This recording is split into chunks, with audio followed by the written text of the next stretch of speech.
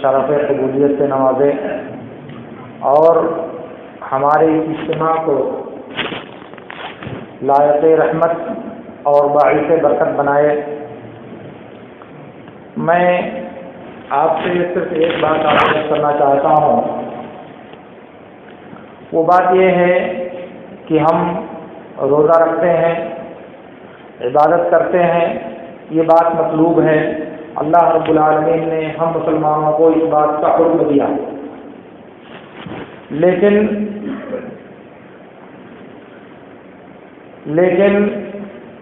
اسی کے ساتھ ساتھ ہم سے یہ بھی مطلوب ہے کہ ہم اس عبادت کی حفاظت کریں، کیونکہ عبادت کر دینے کے بعد اگر وہ عبادت محفوظ نہ رہے اور اس کا ثواب ہمارے نامہ اعمال میں موجود نہ رہے تو پھر اس عبادت کا ہمیں کوئی فائدہ نہیں ملنے والا۔ اس کے لیے خصوصیت کے ساتھ روزے کے سلسلے میں اللہ کے نبی صلی اللہ علیہ وسلم نے ہم کو بہت متنبہ کیا ہے، بار بار یاد دہانی کرائی ہے اور بار بار ہم کو تنبیہ کیا ہے کہ روزے کی حفاظت کی جائے، روزے کو ضائع ہونے سے بچایا جائے۔ مثال کے طور پر صحیح بخاری کی ایک روایت میں ہے، اللہ کے رسول صلی اللہ علیہ وسلم نے ارشاد فرمایا، من لم يدع قول الزور والعمل به والجهل فليس لله حاجة في ان يدع طعامه وشرابه۔ کہا کہ جو آدمی جھوٹ بولنا، جھوٹ پر عمل کرنا، نادانی اور جہالت بدتمیزی کرنا یہ نہ چھوڑے تو اللہ کو کوئی ضرورت نہیں ہے کہ وہ کھانا پانی چھوڑ دے، یعنی بھوکے اور پیاسے رہنے کی اللہ تعالیٰ کو کوئی ضرورت نہیں ہے۔ کیوں؟ اس لیے کہ جو روزہ رکھا ہے، روزہ رکھنے کے ساتھ جو دوسرے زبان کی حفاظت سے متعلق، انسان کے اعضاء کی حفاظت سے متعلق جو کام ہیں ان کو انجام نہیں دیتا، غلط کام کرتا ہے، جھوٹ بولتا ہے، چغلی کھاتا ہے، دوسروں کو ستانے کی کوشش کرتا ہے، زبان کا غلط استعمال کرتا ہے، نادانی اور سرکشی کا رویہ اپناتا ہے، تو اب ظاہر ہے کہ روزہ ہے، بھوک اور پیاس کی شدت برداشت کر رہا ہے اور ہزار ضرورت کے باوجود کھانا نہیں کھاتا، پانی نہیں پیتا، لیکن اس کو اس کی حفاظت کی پرواہ ہونا چاہیے۔ اسی لیے ایک دوسری حدیث میں جسے ابن خزیمہ، ابن حبان اور حاکم وغیرہ نے بسند صحیح روایت کیا ہے، اللہ کے نبی صلی اللہ علیہ وسلم نے ارشاد فرمایا، لیس الصیام من الاکل والشرب وانما الصیام من اللغو والرفث فإن صابه أحد فليقل إني صائم إني صائم۔ کہا روزہ صرف کھانے اور پینے سے رک جانے کا نام روزہ نہیں ہے، صرف کھانے اور پینے کو ترک کر دینے کا نام روزہ نہیں ہے، روزہ ہے لغو اور گناہ، بیہودہ، بے مقصد، بے فائدہ اور گناہ کے کام کو چھوڑ دینا، یہ اصل اور حقیقی روزہ ہے کہ انسان بے مقصد، بے فائدہ، لغو، واہیات اور گناہ کے جو کام ہیں انسان ان کو چھوڑ دے، اور اس کے باوجود اگر کوئی اسے گالی دے، کوئی آدمی اگر اس کو برا بھلا کہے تو اسے کہنا چاہیے کہ میں روزے سے ہوں، میں روزے سے ہوں۔ اس کا مطلب یہ ہے کہ اللہ کے نبی صلی اللہ علیہ وسلم نے دو باتوں کی تنبیہ کیا، ایک بات یہ مت سمجھنا کہ بھوک اور پیاس برداشت کر لیا تو روزہ ہو گیا، بلکہ بھوک اور پیاس برداشت کرنے کے ساتھ ساتھ یہ بھی ضروری ہے کہ اپنی زبان کو بھی روزہ رکھواؤ، اپنے دماغ کو بھی روزہ رکھواؤ، اپنے اعضاء اور جوارے سے بھی روزہ رکھواؤ، غلط کام، واہیات کاموں سے ان چیزوں کو روکو۔ اور اسی کے ساتھ دوسری چیز یہ بتائی کہ اگر کوئی آدمی تمہارے ساتھ زیادتی کرے، تم نہیں غلط کرنا چاہتے، تم کسی کی غیبت کی منخوری برائی نہیں کرنا چاہتے، لیکن دوسرا آپ کو نشانہ بناتا ہے، دوسرا آپ کو اکساتا ہے، بھوک کی شدت ہے، پیاس زور کی لگی ہے، انسان غصے سے باہر ہو جاتا ہے، آپا کھو دیتا ہے، لیکن نبی صلی اللہ علیہ وسلم نے کہا کہ نہیں، اگر ایسا مرحلہ پیش آئے، آپ کو برانگیختہ کیا جائے، آپ کو چڑھایا جائے، آپ کو ابھارا جائے، تو آپ کو یاد رہنا چاہیے کہ آپ روزے سے ہو، اس لیے آپ اس بدتمیزی کا جواب نہیں دے سکتے۔ بخاری کی ایک دوسری روایت میں ہے، اللہ کے نبی صلی اللہ علیہ وسلم نے ارشاد فرمایا، اذا كان يوم صوم احدكم فلا يرفث ولا يسخط فإن صابه أحد أو قاتله فليقل إني امرؤ صائم إني امرؤ صائم إني امرؤ صائم۔ کہا کہ جب تم میں سے کسی کے روزے کا دن ہو تو نہ تو گناہ کے کام کرے اور نہ چیخے اور چلائے، اور اگر کوئی اسے گالی دے یا اس سے لڑائی اور جھگڑا کرے تو اسے کہنا چاہیے کہ بھائی میں روزے دار آدمی ہوں، میں روزے دار آدمی ہوں،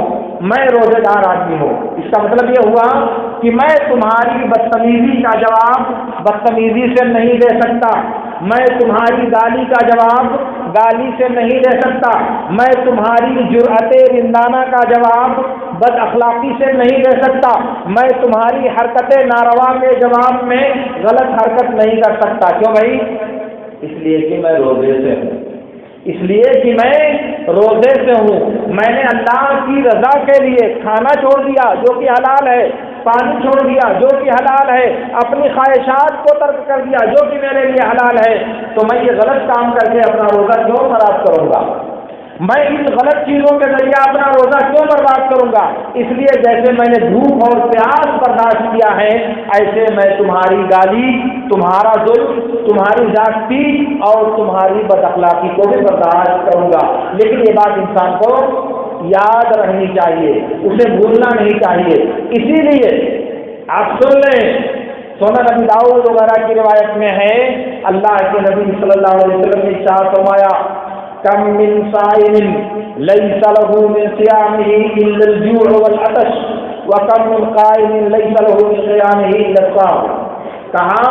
کہ بہت سے روزے دار ایسے ہیں، نوٹ کر لیجیے گا، یہ میں نہیں کہتا، یہ محمد الرسول اللہ صلی اللہ علیہ وسلم نے کہا ہے، بہت سے روزے دار ایسے ہیں جن کو روزے کے بدلے میں بھوک اور پیاس کے علاوہ کچھ حاصل نہیں ہو، اور بہت سے راتوں کو نماز پڑھنے والے، قیام اللیل کرنے والے، شب بیداری کرنے والے، ان کو سوائے جاگنے کے کچھ نہیں ملے گا۔ محنت اور مشقت کیا انہوں نے، ان کو کوئی ثواب نہیں ملا، بھوک اور پیاس برداشت کیا انہوں نے، ان کے نامہ اعمال میں 0 لکھا گیا۔ کیوں ایسا ہوا؟ روزہ تو رکھا ہے، بھوکے تو رہے تھے دن بھر، بدن کو سکھایا دن بھر، اپنے آپ کو ہلکان کیا دن بھر، مگر میرے نبی صلی اللہ علیہ وسلم کہہ رہے ہیں کہ اس کو کچھ نہیں ملا گیا، کچھ بھی نہیں ملا اس کو سوائے تعب، حیرانی، پریشانی، بھوک اور پیاس کی شدت کے۔ اس لیے کہ روزے کا جو مقصد ہے اس نے اس کو نظر انداز کر دیا، روزے کی جو حکمت ہے اس نے اس کو برتنے کی کوشش نہیں کیا۔ ہمارے لوگ روزہ رہتے ہیں تو ایسا لگتا ہے کہ بالکل شرارہ چنگاری ہے، ذرا سا دھوپ لگی اور آپ سے باہر ہو گئے، وہ گندی حرکتیں، وہ لڑائی جھگڑا، وہ گالی گلوچ، ایسا لگتا ہے کہ بغل والے کو پتہ چل کہ 4 رمضان کا مہینہ آ گیا ہے، اب ان کے لڑائی اور جھگڑا شروع ہو گیا، رمضان کی شدت آ گئی اور لڑائی جھگڑا شروع ہو گئی۔ اور نبی صلی اللہ علیہ وسلم روزے کے لیے تعلیم یہ دے رہے ہیں کہ اگر دوسرا گالی دے تو تم مت دو، دوسرا برا بھلا کہے تو تم مت دو۔ اگر تم روزہ رکھنا چاہتے ہو تو جیسے بھوک اور پیاس برداشت کرتے ہو ویسے زبان کی بھی حفاظت کرو، ویسے اپنے اخلاق کی بھی حفاظت کرو، اپنے کردار کی بھی حفاظت کرو، تب جا کر کے روزہ اور اس کا فائدہ، اس کی جزا اور اس کا بدلہ آپ کو حاصل ہوگا۔ اسی لیے نبی صلی اللہ علیہ وسلم نے کہا کہ روزہ صرف یہ نہیں ہے کہ آپ بھوک اور پیاس برداشت کرو، صرف یہ نہیں ہے کہ کھانا پانی چھوڑ دیا، یہ بھی ہے کہ بیہودہ، بے مقصد، بے فائدہ، لغو اور ایسی تمام چیزیں چھوڑ دیں جن کا آپ کی زندگی پر بہتر اثر مرتب نہیں ہوتا۔ یہی نہیں بلکہ اس سے بھی آگے، اگر کوئی دوسرا انسان آپ کے ساتھ زیادتی کرنا چاہتا ہے، آپ کی حق تلفی کرنا چاہتا ہے، آپ کو نشانۂ تصدیق بنانا چاہتا ہے، آپ کا مذاق اڑانا چاہتا ہے اور آپ کو پتا ہے، لیکن آپ کو یہ بات یاد رہنی چاہیے کہ میں روزے سے ہوں، اس لیے آپ صبر کرو گے، برداشت کرو گے، آپ اس کی بدتمیزی کا جواب بدتمیزی سے نہیں دو گے اور اس سے یاد دلاؤ گے، برجستہ کہو گے کہ دیکھو بھائی تم ہٹو میرے سامنے سے، میں ایک روزے دار انسان ہوں، میں ایک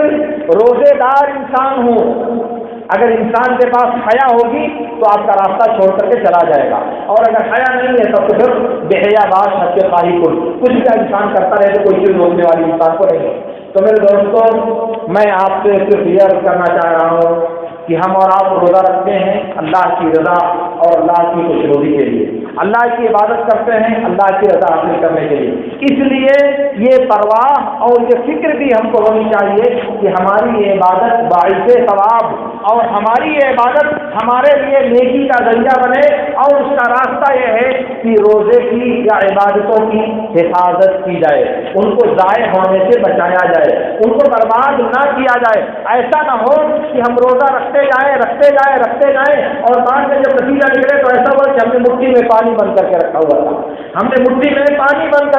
تھا، اور جب مٹھی کھولی تو پتہ لگا